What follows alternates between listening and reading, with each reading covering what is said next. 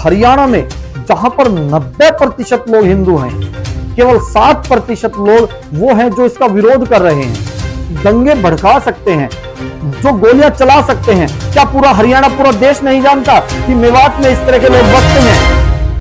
नमस्ते साथियों, मैं आपका भाई रणवीर राणा।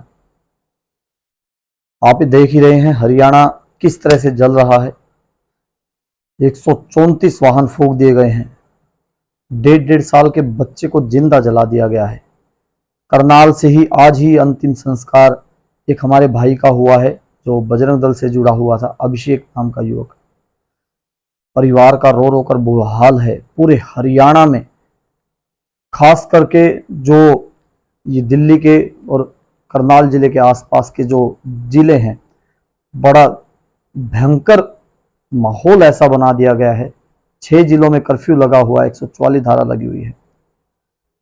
आज इतनी भयंकर स्थिति इस सरकार के होते, जो अपने आप को हिंदूवादी सरकार कहती आई है, पूरे देश में जिसका बहुमत का आंकड़ा है, बहुमत में वो सरकार है, हरियाणा में वह सरकार है, वो चिल्लाते रहते थे कि पश्चिम बंगाल में धार्मिक यात्राएं करना, केरल में धार्मिक यात्राएं करना, वहां पर वहां की सरकारें, वहां का माहौल, वहां के लोग ये यात्राएं, धार्मिक यात्राएं नहीं करने देते। लेकिन आज तो हरियाणा में जहां पर 90% लोग हिंदू हैं, केवल 7% लोग वो हैं जो इसका विरोध कर रहे हैं। 90% लोग हिंदू होते हुए अगर यहां पर धार्मिक यात्रा सुरक्षित तरीके से नहीं आप करवा सकते, तो आप क्यों रोना रोते हो कि उन राज्यों में जहां पर आपकी सरकार नहीं है, जहां पर ये भाजपा सरकार नहीं है, वहां पर ये धार्मिक आजादी नहीं है, वहां पर धार्मिक यात्राएं नहीं हो सकती। आज हरियाणा जलते जलते बचा है। कई जिलों में हमने महसूस किया कि इतना भयंकर वातावरण बन गया था कि अगर थोड़ी सी चूक और हो जाती, वहां पर आर्मी ना आती, तो पूरे हरियाणा को फिर से हम जलता हुआ देखते। हमने 1947 के बाद से आज सुना और देखा है कि इस तरह का वातावरण वहां पर 1947 में हुआ था। 134 गाड़ियां फूंक देना, थाने में बसों से दीवार तोड़कर थाने को जला देना, पुलिस वालों की हत्याएं कर देना, बंदूकों के साथ लोगों को मारना, घेर कर मंदिरों के ऊपर गोलियां चलाना, ये कैसा माहौल है? ऐसा लगता है जैसे देश के सीमावर्ती इलाकों में दूसरे देश ने हमला कर दिया हो। कहां पर थी ये सुरक्षा एजेंसी? कहां पर थे सरकार के जो सीआईडी अफसर हैं? क्या सरकार, जब पहले से पता चल चुका था कि वीडियो वायरल हो रही हैं, दोनों तरफ से इस तरह का माहौल है कि वहां पर दंगे हो सकते हैं, क्या वहां पर बिना हथियारों के साथ इस तरह के सुरक्षाकर्मी जो डंडों के साथ वहां पर उस यात्रा के साथ थे?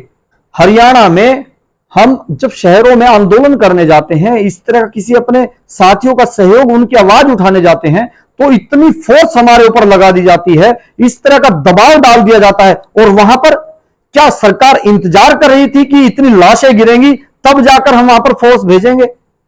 ये पहले से अंदेशा था कि वो एरिया इस तरह का है, वहां पर लोग इस तरह के हैं जो दंगे भड़का सकते हैं, जो गोलियां चला सकते हैं। क्या पूरा हरियाणा, पूरा देश नहीं जानता कि मेवात में इस तरह के लोग बसते हैं? जो मेवात में मुस्लिम पक्ष के लोग हैं, क्या उन लोगों को अगर इस तरह की वीडियोस मिली थी जो आपत्तिजनक थी, क्या यह तरीका था विरोध करने का?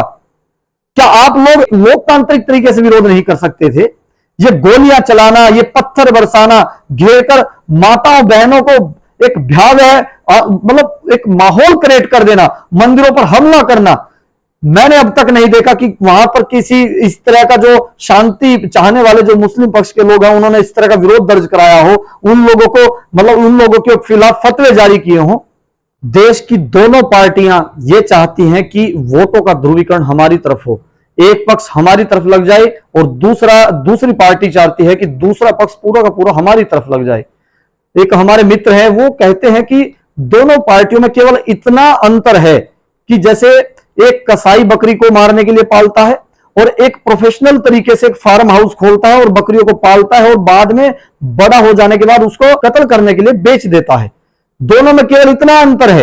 एक पुराने समय में जब अपने में सत्ता थी तब बूचड़खानों में गाय कटवाती थी, और आज वर्तमान है, जो आज की वर्तमान आधुनिक मशीनें हैं उनमें गायों को कटवाती है। ऐसा नहीं है कि नई सरकार आने से भारत नीचे आ गया हो। आज भी भारत पहले नंबर पर है।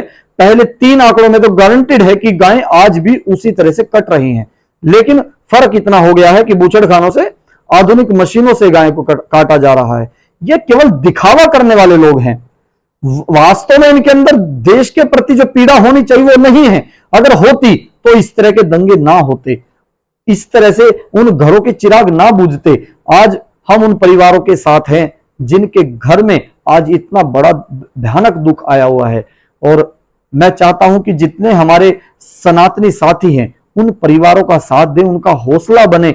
जो भाई वहां पर गए हुए थे और जिनके घर में इतनी बड़ी पीड़ा है, तो हमारी संवेदनाएं भी, हम लोग उन भाइयों के, उन परिवारों के साथ हैं, और सभी भाइयों से ये निवेदन करते हैं कि लोकतांत्रिक तरीके से बड़ी सूझबूझ के साथ अगला कदम उठाएं, शांति बहाल रखें। देश हमारा है, हम इस तरह का कोई भी कदम ना उठाएं जिससे हमारे देश को नुकसान उठाना पड़े। आप सभी साथियों का धन्यवाद। नमस्ते साथियों।